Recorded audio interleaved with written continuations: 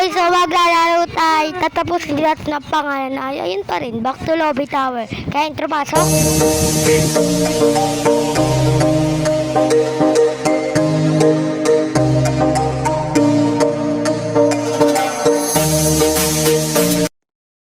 So, aakyat na tayo dyan. Wala akong masyadong maisip na topic. So guys, may ano din pala ako, may TikTok din ako. I-follow nyo ako dun guys sa TikTok ko guys ha. I-follow nyo ako, tsaka ikikwento naman sa inyo yung karanasan ko sa yung papunta kami 7-Eleven. Go. Diba, ito na yung part ng karuktong dun sa kinuwento ko sa Lobby Tower nung nilaro ko. Tinapos ko din yon. So ito na yung karuktong yun, diba yun? Tapos humingi ako ng Robux sa kanya. Tapos sabi niya, ayoko nga, na lang. Yun. Tapos di niya ako binigyan kasi niya, paubos na daw. Pero 100k talaga yun, te. So hindi na siya pinapakain kasi may sarili na siyang pera. Oo.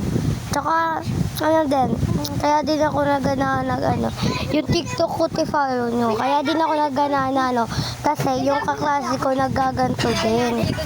Tapos, pala siya, silver play button. Pala siya, silver. Wala pa siyang gold.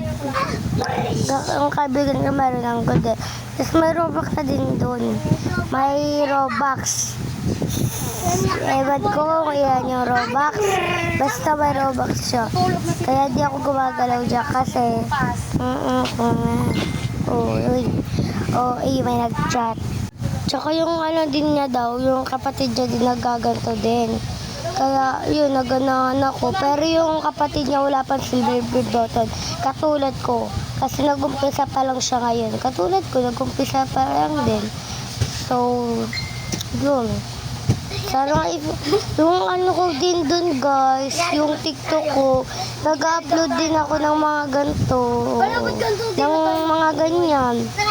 Ang ganito din. Nag-upload din ako. Sana mapanood nyo, be. Sana lang mapanood nyo.